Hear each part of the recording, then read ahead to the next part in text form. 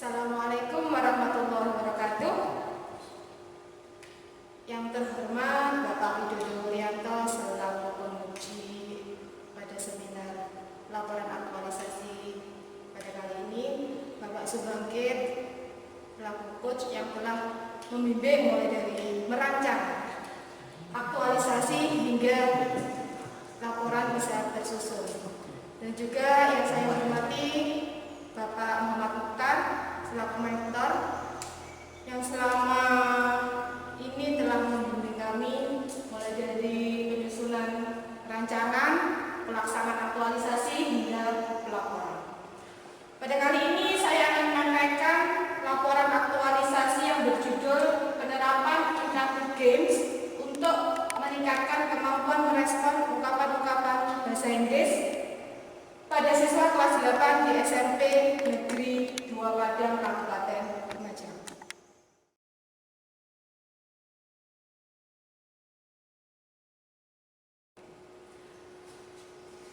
Latar belakang pelaksanaan aktualisasi yang saya lakukan yaitu berangkat dari isu yang saya angkat di rancangan aktualisasi, yaitu rendahnya kemampuan siswa dalam merespon ungkapan-ungkapan bahasa Inggris. Dan untuk memecahkan isu tersebut, saya mengambil gagasan penerapan interactive games untuk meningkatkan kemampuan siswa dalam merespon ungkapan-ungkapan tersebut. Dan saya pada kesempatan ini, aktualisasi ini diterapkan pada siswa kelas 8 di SMP Negeri 2 Padang.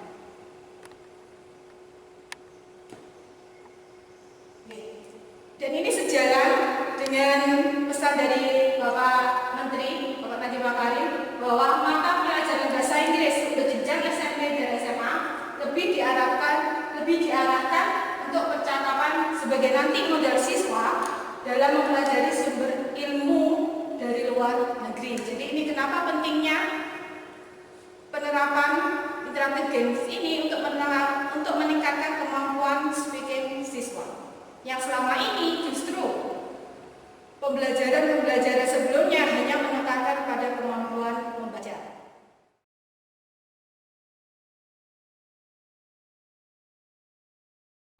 Selanjutnya, saya akan menyampaikan capaian realisasi kegiatan aktualisasi yang telah saya lakukan.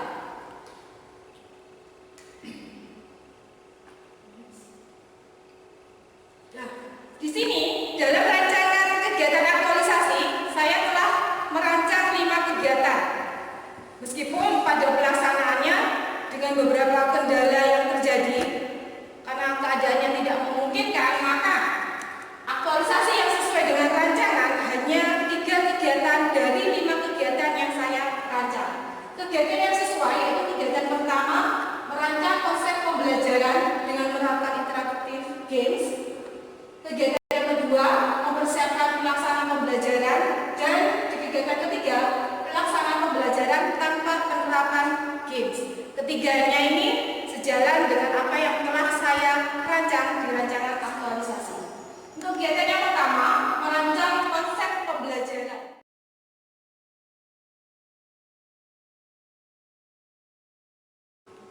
Di kegiatan yang pertama, setelah saya menghadap dan mendapatkan persetujuan dari kepala sekolah, saya berkonsultasi dengan Bapak Mukhtar selaku mentor untuk merencanakan kegiatan selanjutnya, yaitu penyusunan perencanaan kegiatan yang akan saya laksanakan. Konsultasi terjadi pada tanggal 27 Februari tahun 2020. Dan untuk kegiatan yang kedua, mempersiapkan pelaksanaan pembelajaran.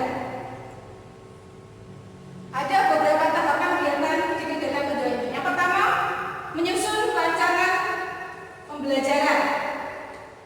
Untuk kegiatan aktualisasi ini terdapat 2 pembelajaran, yang satu tanpa penerapan metode games, sedangkan di pembelajaran yang kedua nanti dengan penerapan metode games.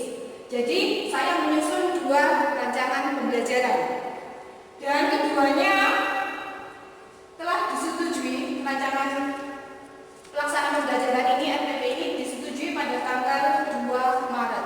Perlu Bapak Ibu ketahui, untuk RPP 2 pembelajaran ini saya ambil dari 2 kompetensi dasar, yaitu di kelas 8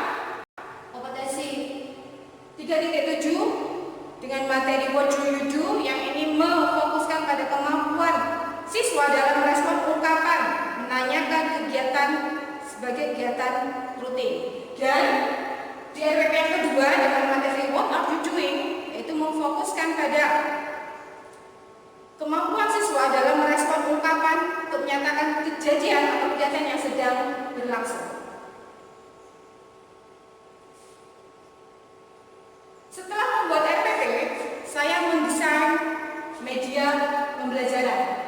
Dan media ini saya buat pada tanggal 3 sampai 7 Maret tahun 2020. Untuk media, pada pembelajaran pertama tidak ada media khusus yang saya siapkan, nanti hanya selembar kertas plano untuk menuliskan hasil curah pendapat siswa. Sedangkan di pembelajaran yang kedua, pembelajaran dengan penerapan metode games, saya membutuhkan beberapa media, yaitu berupa media flashcard dan kartu soal. Media flashcard ini adalah contoh dari media flashcard yang saya gunakan untuk pembelajaran kedua. Jadi nanti ada beberapa kartu yang berisi tentang aktivitas-aktivitas yang digunakan pada saat penerapan games. Selain itu, kartu soal ini juga digunakan untuk pada pelaksanaan penerapan games. Selanjutnya adalah menyusun instrumen penilaian. Instrumen penilaian untuk mengukur seberapa efektif, seberapa maksimal hasil dari penerapan ini dengan menggunakan metode pretest dan post-test. Jadi setiap pembelajaran kami mengajarkan pretest dan post-test. Jadi nanti akan ada 2 pretest dan 2 post-test. Instrumen ini saya buat pada tanggal 10 Maret tahun 2020.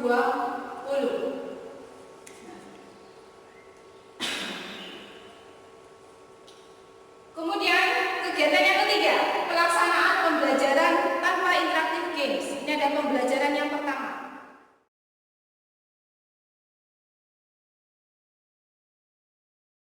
Pembelajaran pertama. Pada kelas 8A, pretest diikuti oleh 22 siswa. 4 siswa tidak mengikuti karena tidak hadir. Sedangkan di kelas 8B sebanyak 24 siswa mengikuti pretest. Dengan hasil sebagian besar siswa tidak mampu merespon ungkapan yang saya berikan dalam pretest. Setelah pretest, saya melaksanakan pembelajaran di kelas 8A dan 8B dilaksanakan pada 12 Maret 2020. Pembelajaran ini hanya menggunakan metode curah pendapat. Jadi saya menyampaikan materi, siswa secara berkelompok mereka bercurah pendapat tentang kegiatan-kegiatan rutin yang mereka lakukan. Dan untuk mengukur seberapa sukses kegiatan pada pembelajaran pertama ini, saya mengadakan post-test. Jadi saat hari itu juga setelah selesai pembelajaran, saya memberikan 2 pertanyaan yang sama, saya berikan di pretest untuk saya ujikan kembali di post-test.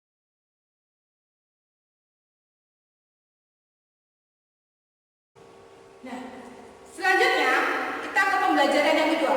Di pembelajaran yang kedua, dalam rancangan aktualisasi kegiatan ketiga ini saya rancang mulai tanggal 16 Maret. Akan tetapi adanya surat himbauan pelaksanaan pembelajaran di rumah mulai tanggal 16 sehingga menyebabkan beberapa kendala dalam kegiatan yang ketiga ini.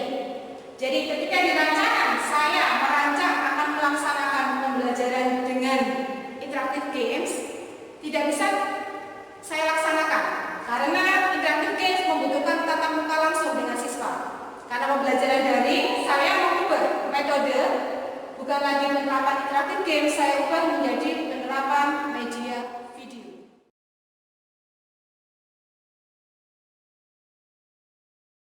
Setelah pretest, saya melaksanakan pembelajaran daring.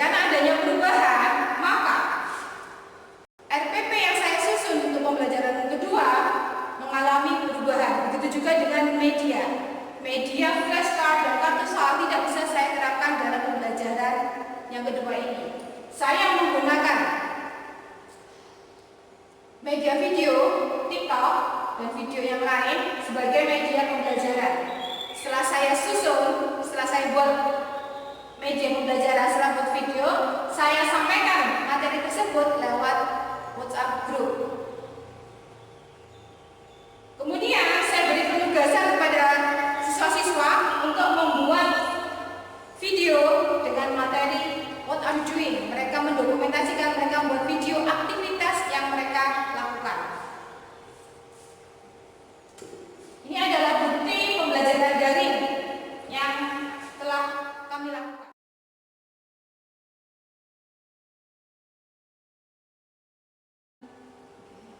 Dan ini adalah hasil penilaian pada tahap pembelajaran kedua.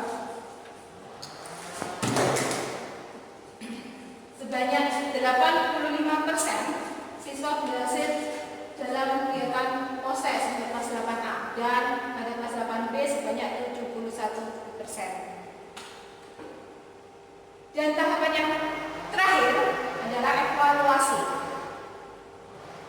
Di evaluasi ini saya melakukan rekapitulasi hasil penilaian, refleksi, tindak lanjut, dan penyusunan laporan. Nah, ini adalah hasil rekapitulasi dari dua pembelajaran.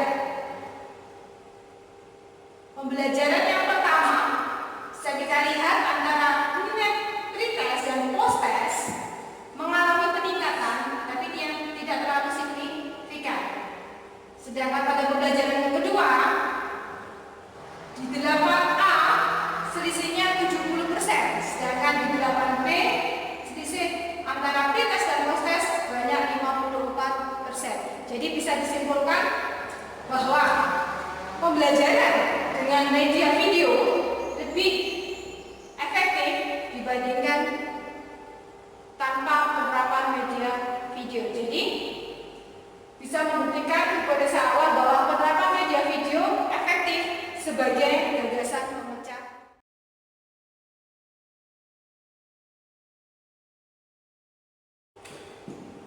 hambatan dan strategi.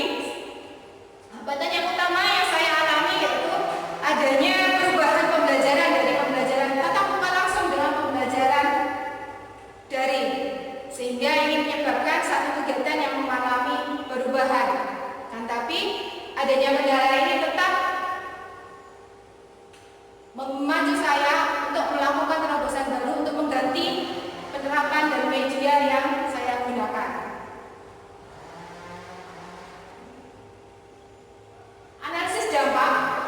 Analisis dampak. Jika aneka nilai-nilai dasar aneka tidak teraktualisasikan, maka terjadi beberapa dampak. Akuntabilitas tanpa tanggung jawab, maka saya tidak akan melaksanakan kegiatan aktualisasi ini dengan penuh tanggung jawab. Saya bisa merekayasa semua hasil-hasil kegiatan aktualisasi. Tanpa nasionalisme, tanpa bermusyawarah, niscaya kegiatan ini bisa berlangsung dengan lancar. Dan tanpa nilai etika publik, jika tidak berintegritas, maka guru dengan tidak memiliki rasa tanggung jawab akan bekerja sendiri tanpa meminta persetujuan dari kepala sekolah, tanpa berdiskusi dengan rekan kerja yang lain, dan tanpa komitmen mutu, maka pembelajaran efektif dan efisien tidak akan tercapai. Dan juga tanpa nilai anti korupsi, tanpa kejujuran dalam mulai dari menyampaikan isu hingga menyampaikan laporan, maka data ini akan penuh dengan kebohongan.